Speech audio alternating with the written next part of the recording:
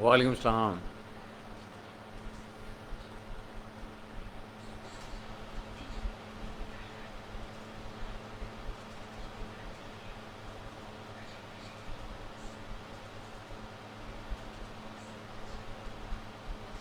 एक सेशन एक question answers के ऊपर है। एक अभी कुछ देर पहले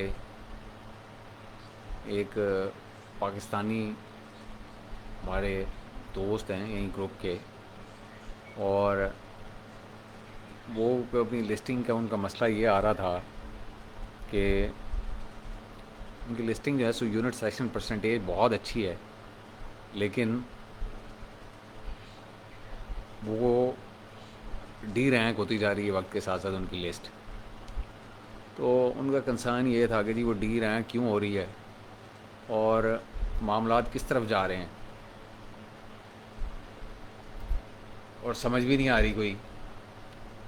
कि इतनी अच्छी यूनिट सेलेक्शन परसेंटेज होने के बावजूद कीवर्ड्स के ऊपर रैंकिंग लूज़ हो रही हो। अच्छा, उन्होंने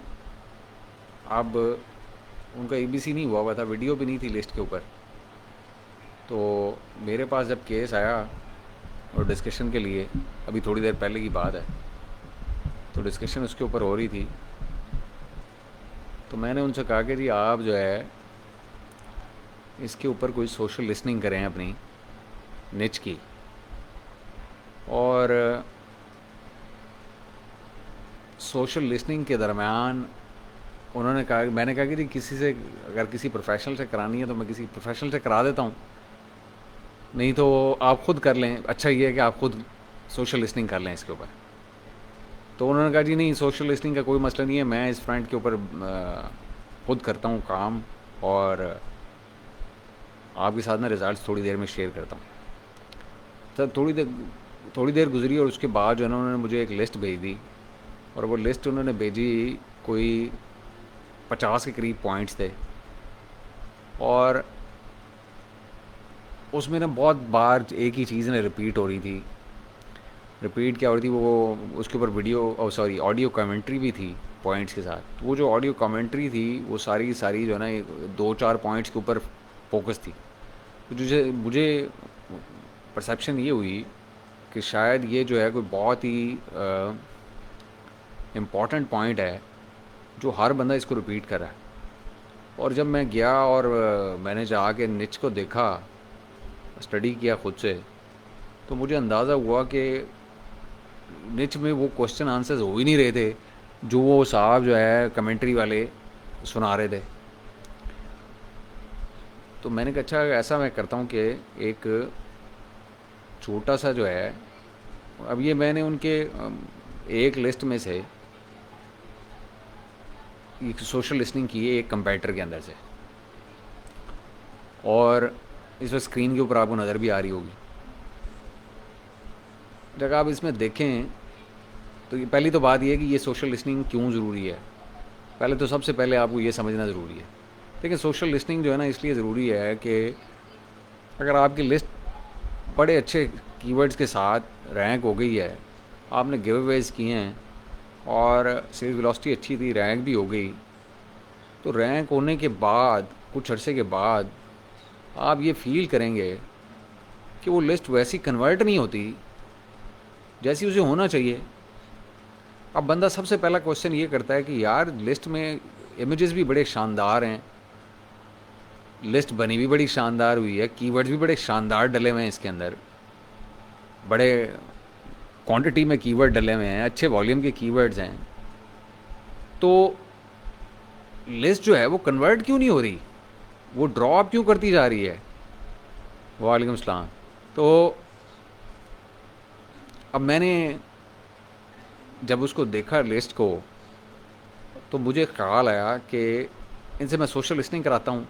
और जब उन्होंने मुझे सोशल लिसनिंग करके भेजी तो मुझे तसल्ली नहीं हुई कि ये सोशल लिसनिंग कोई ऐसी कोई मज़ेदार है नहीं, इसके अंदर कोई डेफिशिएंसी है, कोई मसला है इसके साथ, कि मेरी तसल्ली नहीं हो रही थी उसके ऊपर। अच्छा मैं चला गया, मैंने जाके एक लिस्ट खोली कंपेटर की, जो उनके टॉप कंपेटर थे,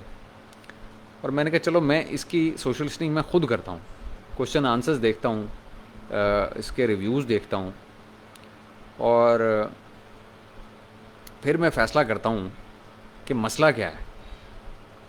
अच्छा, जब मैं गया तो ये चीज़ें जो इस वक्त स्क्रीन के ऊपर आपको नज़र आ रही हैं, तो ये ना मेरी एक आदत ये है कि जब मैंने स्किम करना होता है लिस्ट को, किसी को सोशल लिस्टिंग के लिए, तो मैं सिर्फ हेल्पफुल वर्ड्स जो होते हैं, भले वो पॉजिटिव हों या नेगेटिव हों, वो मैं उठा के सिर्फ उनकी सोशल लिस्टिंग करता हूँ। कि मुझे स्किमिंग करनी होती है, उससे मुझे अंदाज़ा हो जाता है कि जिसको लोग वेट कर रहे होते हैं, जिस रिव्यू को या उसको सेकंड कर रहे होते हैं या हेल्पफुल मार्क कर रहे होते हैं, इसका मतलब ये है कि वो लोग एग्री कर रहे हैं बेसिकली। और वो अगर कमेंट नहीं भी कर रहे तो उनके ख्याल में इस चीज़ की इंपॉर्टेंस है। तो अगर आपने क्विकली अगर स्किमिंग करनी है सोशल लिस्टिंग में, तो आप जो है ना सिर्फ हेल्पफुल वर्ड्स जो हैं, उस वाले रिव्यूज़ जो हैं वो, या क्वेश्चन आंसर जो हैं वो उठा के स्किम कर लें, तो आपको आइडिया हो जाता है कि 70% मसले मसाइल लोगों के क्या हैं या 80% मसले मसाइल क्या हैं। अब वो मैंने की, तो ये 4-5 चीज़ें उसके अंदर से मेरे सामने निकल के सामने आ गई कि एक, ये आपको ऊपर हेडिंग्स में नज़र आ रही होंगी, ये टोटल मिला के कोई 5-6-7 चीज़ें हैं। अब जब मैंने इसके अंदर से ये चीज़ें निकाल ली, तो मैंने वो जो कमेंट्री मेरे पास आई थी,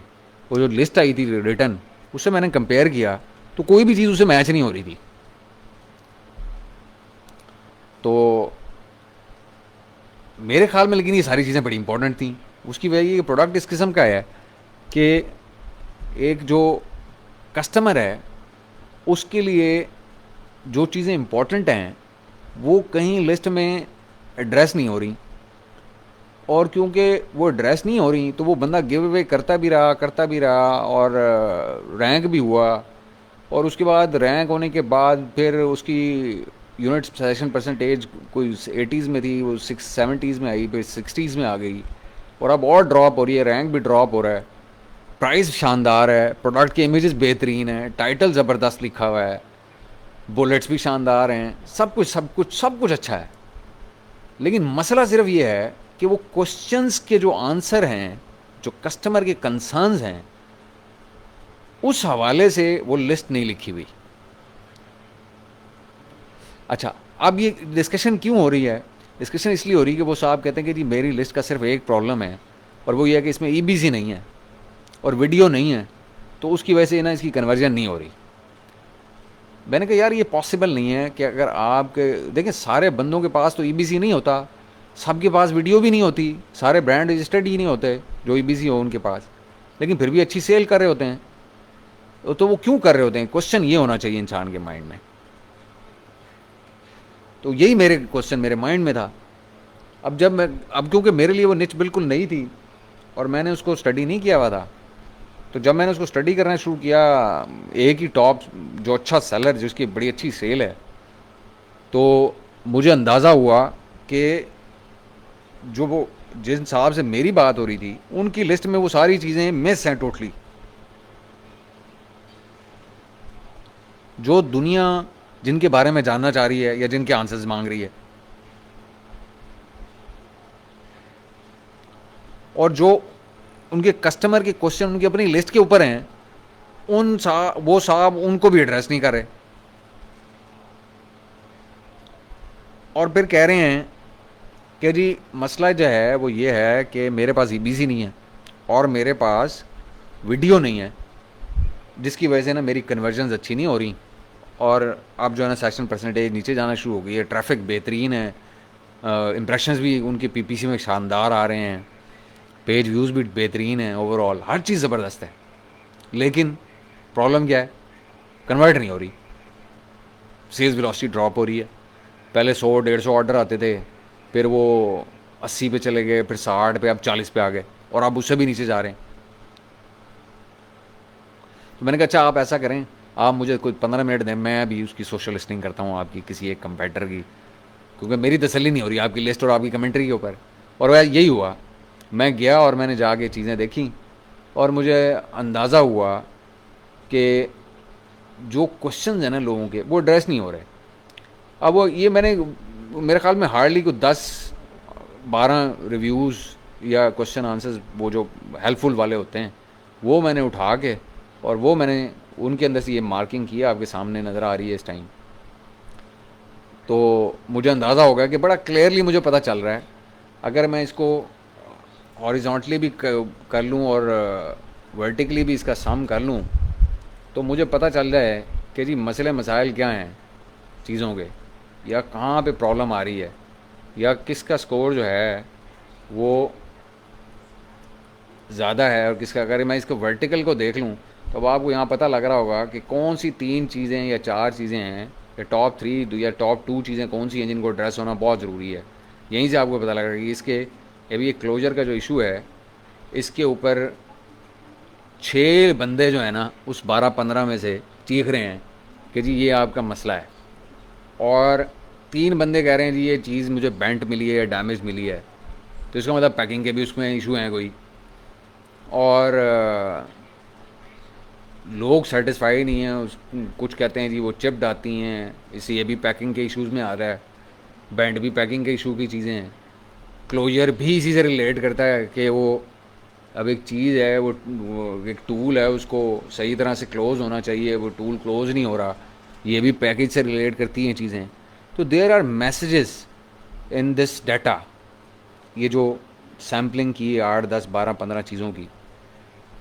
और इसी के अंदर से सारे जवाब निकलने हैं कन्वर्जन के, और ईबीसी में भी वही एड्रेस होने चाहिए, क्योंकि ईबीसी जो आपका होता है, ये प्लस कंटेंट जिसे बोलते हैं, वो ये होता है कि आप ना जो लोगों के क्वेश्चन और कंसर्न्स होते हैं ना, वो एक आइडा में, यानी कि अवेयरनेस, इंटरेस्ट, डिज़ायर और फिर एक्शन, यानी कि एक सेल्स फनल का जो तरीका होता है कि ऊपर से वो लोगों को पहले अवेयरनेस देती है कि हमारा प्रोडक्ट क्या है, फिर उसके बाद उसमें इंटरेस्ट डेवलप करती है, फिर उसके बाद डिज़ायर लेके आती है लोगों में ख़रीदना चाहिए इस चीज़ को, और फिर एंड में एक कॉल टू एक्शन होती है कि जी हाँ जी ख़रीद लो बस इसको, यानी कि वो एक कन्विंसिंग एक क्लोजर पॉइंट होता है। ये ईबीसी भी आइडा की बेस के ऊपर लिखा जाता है, और उसके अंदर सिर्फ एक पर्पज़ होता है, इमेजेस होते हैं लाइफस्टाइल के, और लाइफस्टाइल के इमेजेस भी वो होने चाहिए जो कि दिखा रहे हो फिज़िकली कि आपका प्रोडक्ट उन क्वेश्चंस या कंसर्न्स को कस्टमर के कैसे एड्रेस कर रहा है, टैकल कैसे कर रहा है रियल लाइफ सिनेरियोज में, तो आपकी कन्वर्जन बहुत शानदार होती है। और तो ये जो डाटा इस वक्त आपके सामने स्क्रीन के ऊपर शो हो रहा है, अब 8-10 पॉइंट जो भी नज़र आ रहे हैं सामने, इनसे पता चलता है कि आपको क्या क्वेश्चन आंसर्स कंसर्न्स क्या हैं निच के, और वो आंसर करने हैं आपने अपने ईबीसी में भी और अपनी लिस्टिंग में भी, जो कि आप नहीं कर पा रहे या उसकी वजह से कन्वर्जन नहीं हो रही। अब आपका ईबीसी हो या ना हो, अगर क्वेश्चन के आंसर्स आपको बगैर ईबीसी के भी मिल रहे होंगे लोगों को, तो वो बेहतरीन कन्वर्ट होती है। और अगर बहुत शानदार ईबीसी भी लगा हुआ हो, आपने बड़ा महंगे वाला कोई बंदा हायर कर लिया हो और उसने बड़े अच्छे शानदार इमेजेस बना के दे दिए हों, 3D टाइप की रेंडरिंग हो और बड़े जैसे A+ किस्म ग्रेड के हों, लेकिन वो क्वेश्चंस को आंसर नहीं कर रहे कस्टमर की, तो वो ईबीसी भी कन्वर्ट नहीं होता। अब लोग कहते हैं जी 10% का सेल में फ़र्क पड़ जाता है, कोई कहता है जी, वो अमेज़ॉन कहता है 5% का फ़र्क पड़ जाता है। मैं कहता हूँ जी ईबीसी से या तो टके का फ़र्क नहीं पड़ता, और या फिर इतना फ़र्क पड़ जाता है कि दो एक्सट्रीम केसेस हैं, दरमियान कोई नहीं होता ईबीसी के लिए। लिस्टिंग का दरमियान होता है, लिस्टिंग की अच्छी हो सकती है, बुरी हो सकती है, दरमियानी हो सकती है, लेकिन ईबीसी का दरमियान कोई नहीं होता। ईबीसी या बुरी कन्वर्जन होती है या अच्छी कन्वर्जन होती है, दो एक्सट्रीम्स पे काम होता है ईबीसी का। अभी मैंने आज एक ईबीसी का कंटेंट यहाँ पे एक ग्रुप में एक साहब हैं, उनको फाइनलाइज करके टीम ने दिया है, और अब वो अगर देखेंगे ना तो वो आपको बताएंगे कि वो इस बात को मेरी रेटिफाई करेंगे कि पूरे ईबीसी के अंदर, पूरे ईबीसी के अंदर एक भी कीवर्ड यूज़ नहीं हुआ। टोटल उसके अंदर मिला के कुछ 150 से 200 अल्फाज करैक्टर्स यूज़ हुए हैं डिस्क्रिप्शन वगैरह में। टोटल 4 और 3 7 बुलेट हैं उसमें, 7 या 8, और उसके अंदर मिला के टोटल मेरे ख्याल को 200 करैक्टर्स यूज़ या 250 हो गए होंगे, 250 करैक्टर्स यूज़ हुए, कोई एक कीवर्ड इस्तेमाल नहीं हुआ, और लोगों के जो टॉप क्वेश्चंस हैं वो आंसर हो गए, टॉप क्वेश्चंस। और मैं अभी वो यही वो क्योंकि मैंने सुबह फाइनलाइज उसके लड़कों के साथ किया था, तो मुझे मेरे नज़र से गुजरा था, तो मेरे जहन में वो भी था जब मैं ये वाला डाटा कलेक्ट कर रहा था। तो मुझे अंदाज़ा हुआ कि कितना लोगों की, सेलर्स के कितनी क्लैरिटी की ज़रूरत है सेलर्स को अपने ईबीसी या आपकी लिस्टिंग के कंटेंट में, और ये एक्सट्रीम्स और मिडिल ग्राउंड को आइडेंटिफाई करने में, जो कि वो नहीं कर पाते। तो ये इस लेक्चर का मैंने नाम रखा है सोशल लिसनिंग 101। ये 101 क्यों है, यानी कि ये कंप्लीट पूरी इसके अंदर आपको मंत्रा क्यों मिलेगा कन्वर्जन का, स्पेशली ईबीसी और आपकी लिस्टिंग के हवाले से। देखें, कीवर्ड की स्टफिंग हम पहले भी बात कर चुके हैं, कीवर्ड की स्टफिंग की कोई औकात नहीं है अब, जो सच्ची और सीधी बात है फ्रंट एंड के ऊपर। वो ट्रैफिक ड्राइव आप बैक एंड से भी कर सकते हैं। असल में होती है लोगों के,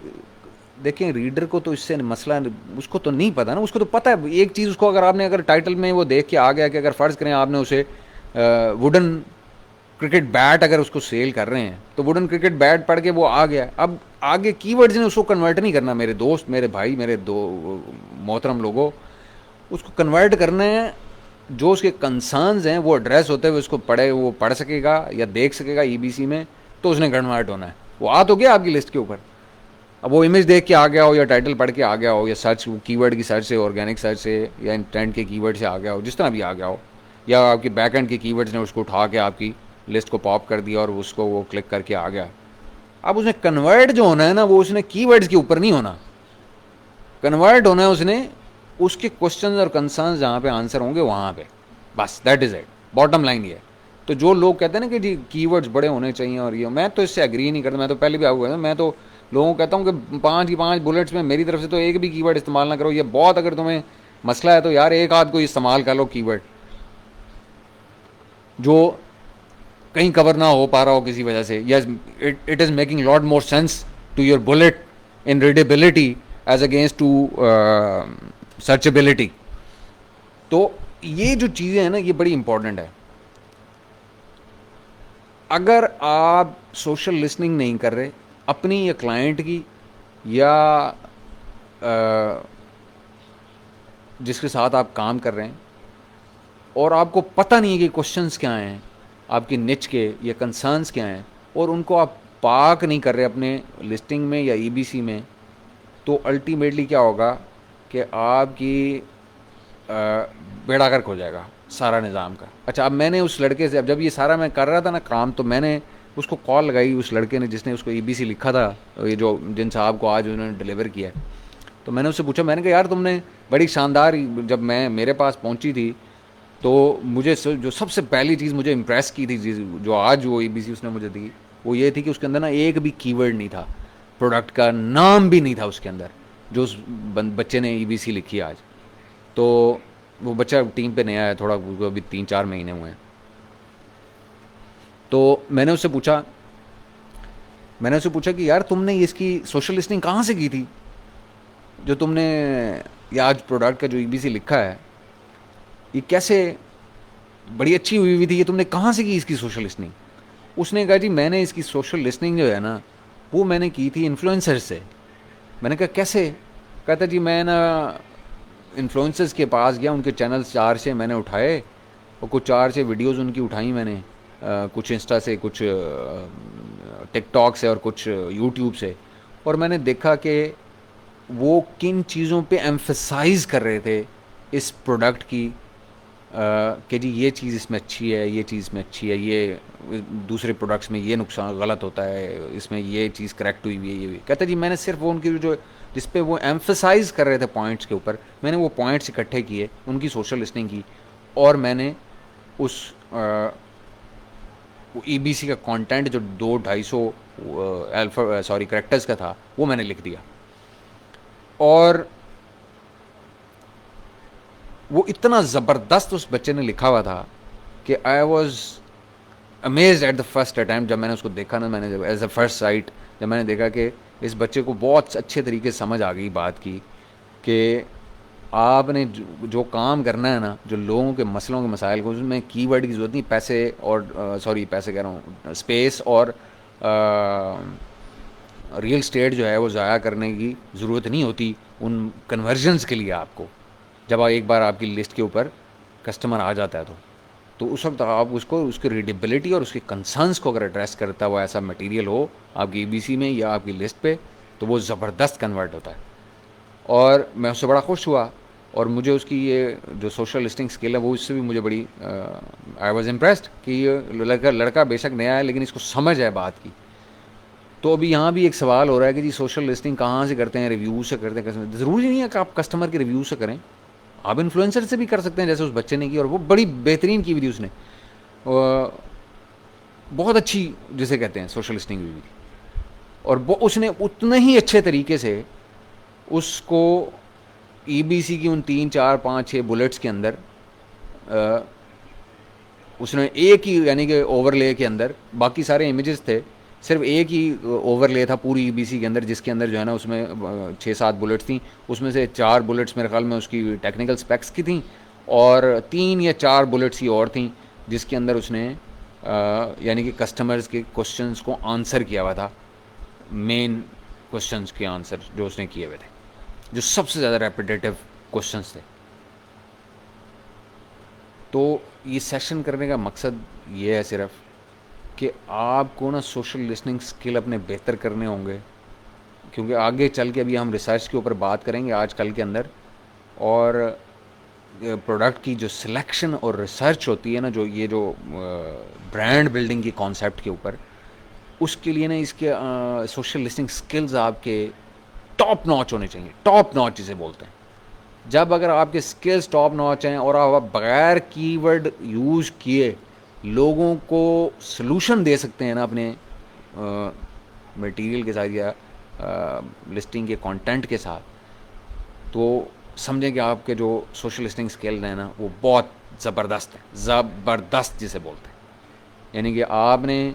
बगैर कीवर्ड्स का यूज़ किए आपने उसको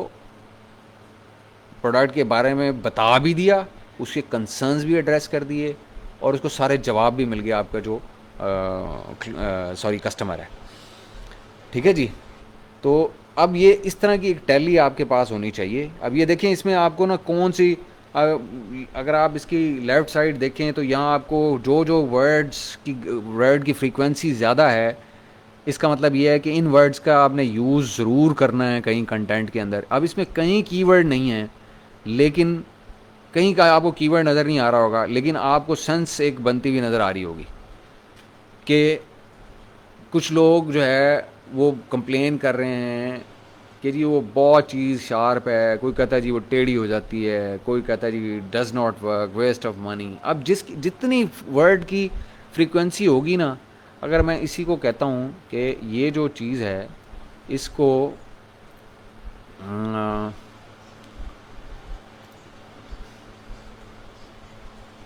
ठहरें जी, तो अब इतना अरसा मुझे हो गया है एक्सेल यूज़ किए हुए भी,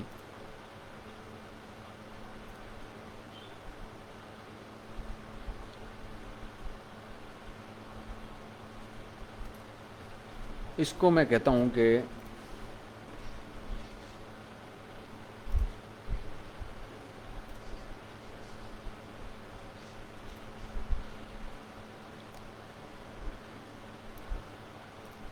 ये इसमें टेक्स्ट टू कॉलम्स होता है, जो बेसिकली क्या कर देता है आपका कि ये वर्ड्स को अलग-अलग कर देता है।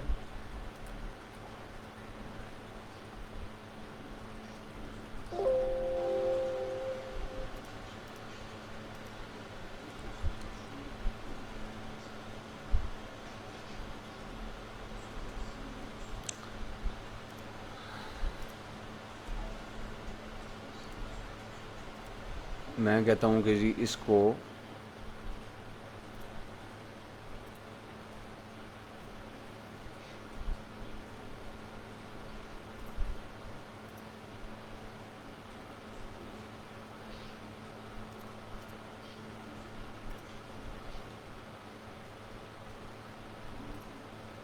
ये देखें, अब ये इसके अंदर ना अलग-अलग होके आपके पास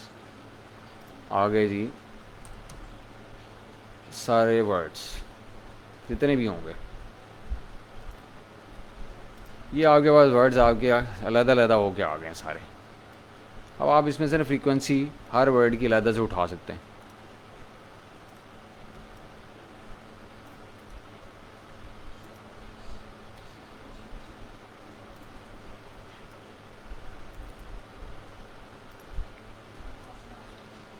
ठीक है जी। अब इसके अंदर से आप जो है ना हर वर्ड की, अब ये शार्प शार्प शार्प शार्प, ये आपको नज़र आ रहा है शार्प शार्प शार्प, जहाँ जहाँ कहीं भी है शार्प शार्प, तो आपको बड़े अच्छे तरीके से अंदाज़ा हो जाता है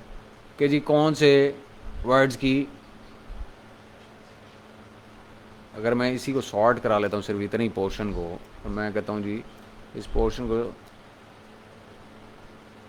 इतने ही पोर्शन को मैं कहता हूँ डाटा को शॉर्ट कर दो।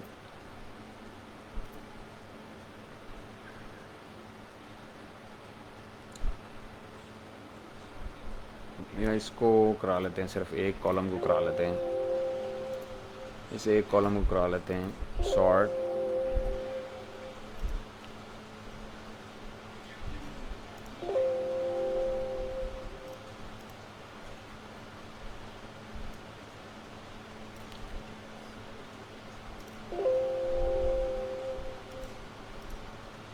और मैं कहता हूँ कि इसको कर दे A to Z में, तो यहीं आपको पता चल जाएगा कि ये कितनी जगह पे तो यही अकेला शार्प ही यूज़ हो रहा है सिर्फ।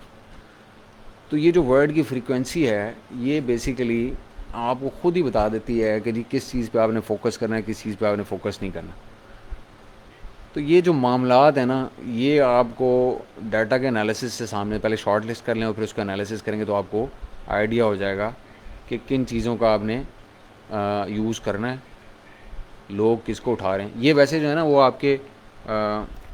जो होता है ना S10,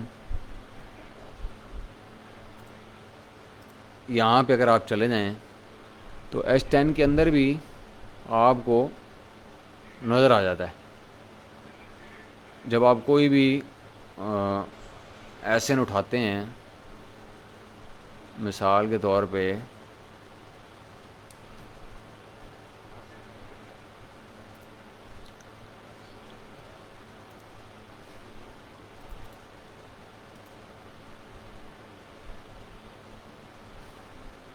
यही एसन उठा लेते हैं और हम इसको ले जाते हैं,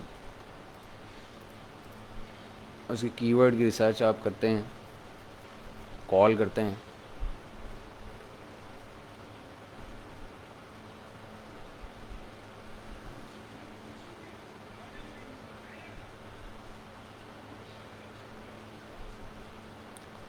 ये देखें जी, ये आपकी ये स्क्रीन पे मेरे ख्याल में नज़र आ रहा होगा, ये वर्ड फ्रीक्वेंसी नज़र आ रही होती है आपकी यहाँ पे, जो आपके कीवर्ड्स के अंदर यूज़ हो रही होती है, ये वाली। ये बड़ी इंपॉर्टेंट इन्फॉर्मेशन है, ये सारी आपकी लिस्टिंग में होनी चाहिए या आपकी बैक एंड पे होनी चाहिए, जिस क्वालिटी फ्रीक्वेंसी पे यूज़ हो रहे हैं। तो ये चीज़ें जो है ना आपको समझने की ज़रूरत है, जो कि हम अमूमी तौर के ऊपर मिस कर देते हैं और हम इस पर अटेंशन नहीं करते पे अपनी। तो ये मेरे ख़्याल में ये आधे घंटे का सेशन हो गया बिला वजह, लेकिन ये ज़रूरी था कि मैं एड्रेस करता। तो अगर आप इस फेज़ से गुज़र रहे हैं, कोई अपनी रिसर्च की या अपनी लिस्टिंग की कंटेंट को लिखने की या EBC को लिखने की, तो काइंडली जो है इन वर्ड्स की फ्रीक्वेंसी के ऊपर और जो उनके क्वेश्चन आंसर्स हैं इसके ऊपर फोकस करें। और ज़रूरी नहीं है कि आप कीवर्ड्स यूज़ करें, आप वो सिंगल वर्ड्स जो हैं वो यूज़ करके, जिनकी फ्रीक्वेंसी ज़्यादा है, लोगों के कंसर्न हैं, वो आप वहाँ से आइडेंटिफाई कर सकते हैं सेरेब्रो की वर्ड फ्रीक्वेंसी से भी, और उसको अपनी लिस्टिंग का पार्ट बना के उसके अराउंड जो सिनेरियोज़ हैं कि उसके प्रीफिक्सेस और उसके सफिक्सेस को जहन में रखते हुए यूज़ केसेस के हिसाब से आप अपनी लिस्टिंग का पार्ट बना लें उसको, और वो एक अच्छा कंटेंट बन जाता है आपका। तो मैंने कहा ये मैं छोटा सेशन करके लोगों को बता दूं। वैसे मैं आजकल बहुत बिज़ी हूँ, तो कल इंशाल्लाह हम कोशिश करके जो EAO का VA सर्टिफिकेशन का फॉर्म है वो हम, और कोर्स आउटलाइन वो हम कल रोल आउट कर देंगे इंशाल्लाह। तो मैं उस तरफ ज़रा ज़्यादा बिज़ी रहा हूँ, तो मैं इस वजह से मैं जो है ना कर नहीं सका, वो अटेंशन नहीं दे सका यहाँ पे ग्रुप के अंदर। तो जो बाकी कोई क्वेश्चन है तो इंशाल्लाह कल से फिर मैं अवेलेबल हूँगा रूटीन में, फिर इंशाल्लाह मामलात को देखते हैं बाकी। तो वो वैसे मैंने आज सुबह टीम को कहा था कि ईबीसी का कंटेंट भी डाल दे, पता नहीं उन्होंने डाला कि नहीं डाला, कि ऑफिशियल गाइड मैंने कहा डाल दें। तो फिर इसको ये क्योंकि हम ना ये बाकी सारी चीज़ें कंप्लीट हो गई थी, ये ईबीसी और ए प्लस कंटेंट हमारा रहता था, तो हम इसको एक कुछ सेशन मेरे ख्याल में और करेंगे इसके ऊपर। अच्छा, इसमें बल्कि अभी कर लेते हैं, मेरे ख्याल में अभी ये सेशन हो ही गया है, तो साथ में देखें दो चीज़ें ना आपकी ईबीसी में बड़ी इंपॉर्टेंट होती है। एक मैंने आपको बता दिया कि क्वेश्चन आंसर्स और उनके जो कंसर्न्स होते हैं वो आइडा की फॉर्म में आप फनल के अंदर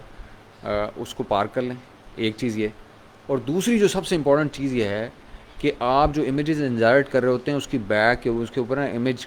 कीवर्ड्स डलते हैं। यहाँ किसी ने उस दिन यहाँ क्वेश्चन किया हुआ था, मेरी नज़र से गुजरा था, लेकिन मैं उसको जवाब नहीं दे सका क्योंकि मेरे पास टाइम नहीं था। कीवर्ड डलता है, एक फील्ड होता है 100 करेक्टर्स का आपके ईबीसी कंटेंट में, जब उसके मॉड्यूल्स के अंदर इमेज इंसर्ट कर रहे होते हैं। वो जो कीवर्ड्स होते हैं ना, वो बेसिकली आपको एक ऐसे लॉन्ग टेल फ्रेज़ की फॉर्म में लिखना चाहिए जिसके अंदर मैक्सिमम कीवर्ड्स आपके पार्क हो जाएं। मिसाल के तौर के ऊपर अगर मैं wooden bat, cricket bat for kids for outdoor sports या आउटडोर गेमिंग कर दूँ या कुछ भी जो भी उसमें इस सेंस में, यानी कि वो जो लिखा हुआ होगा ना वो 100 करेक्टर्स के अंदर रह के आपको पूरी उसको यूटिलाइज़ करना चाहिए। वो बहुत इंपॉर्टेंट है। वो गूगल की जब आप और एक्सटर्नल ट्रैफिक जब आपकी वो हो रही होती है, एसईओ में बड़ा काम आता है एक्सटर्नल ट्रैफिक के लिए आपके। तो ये दो चीज़ें अपने ईबीसी में ना अपने जहन में रखें कि आपकी आइडा बेस्ड फनल होनी चाहिए जिसमें कि सिर्फ लाइफस्टाइल इमेजेस हों, और वो लाइफस्टाइल इमेजेस सिर्फ उन चीज़ों को शो कर रहे हैं, यूज़ केसेस को शो कर रहे हों जहाँ पे आपके क्लाइंट्स के, कस्टमर्स के जो कंसर्न्स हैं या क्वेश्चन आंसर्स हैं उनका जवाब उन्हीं पिक्चर्स की फॉर्म में भी उन्हें मिले, और जो थोड़ा बहुत टेक्स्ट आपने उसके अंदर डालना है उसके अंदर भी जो नज़र आए। और दूसरा, जो इमेज आप इंसर्ट कर रहे हो जिस भी मॉड्यूल के अंदर, जिस तरह का मर्ज़ी आप वो ईबीसी का फॉर्मेट मॉड्यूल का रख के चल रहे हो, तो उसके इमेजेस को डालते हुए उसके नीचे वो जो 100 करेक्टर्स के अंदर रहते हुए, उसमें बाइट्स वाइट्स का कोई चक्कर नहीं है, वो सिर्फ 100 करेक्टर्स का स्पेस है, और उसके अंदर आपने कोई कॉमाज यूज़ नहीं करने, डैशेस यूज़ नहीं करने, सिर्फ स्पेस यूज़ करनी है आपने, और उसको एक लॉन्ग टेल फ्रेज़ की फॉर्म में आपने फिल करना है। ये मैक्सिमम रिज़ल्ट देता है आपको। और हर इमेज के नीचे डिफरेंट जो है वो सेट ऑफ कीवर्ड्स यूज़ करें, बार बार रिपीट ना करें। तो आपको वो एडिशनल 500 करेक्टर्स या 700 करेक्टर्स, जितनी भी आप इमेजेस डाल रहे हो, या 900 करेक्टर्स, जितनी इमेजेस आप डाल रहे हैं, कोई 5 डालता है, कोई 7 डालता है, कोई 9 डालता है, कोई इससे भी ज़्यादा डाल देते हैं, तो वो आपको एक्स्ट्रा स्टफिंग की स्पेस मिल रही थी कीवर्ड्स के लिए, जो कि सिर्फ रेलेवेंट नहीं, सुपर रेलेवेंट होने चाहिए आपके प्रोडक्ट के साथ। अगर आपने उसको मज़ीद बेहतर बनाना है ना, तो उसका एक तरीका मैं आपको एक टिप देता हूँ आज, कि आप उसके अंदर ना 4 जगहों से कीवर्ड जो है ना रिसर्च करके डालें। वो अमेज़ॉन के नहीं होने चाहिए। वो 4 जगह हैं, एक है इंस्टाग्राम,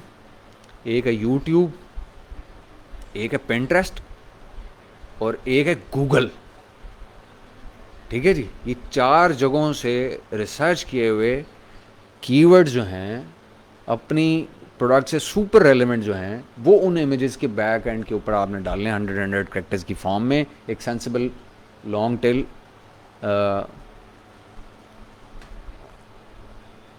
फ्रेज की फॉर्म में, which makes perfect reading sense.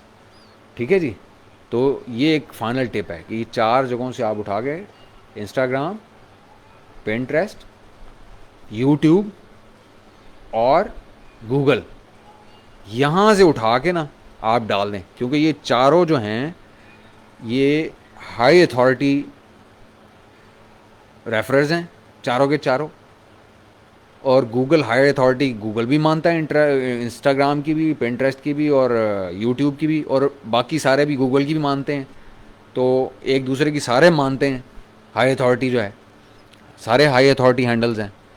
तो वहाँ के जो कीवर्ड्स हैं ना, बाहर वाले जो कीवर्ड हैं वो डाल दें उन पिक्चर्स के इमेज कीवर्ड के अंदर, 100 के अंदर रख के। अब कोई कोई आपने कॉमा यूज़ नहीं करना, कोई आपने डैश यूज़ नहीं करना, सिर्फ लॉन्ग टेल फ्रेजेस की फॉर्म में लिखना है और स्पेसिस के साथ लिखना है। ठीक है जी।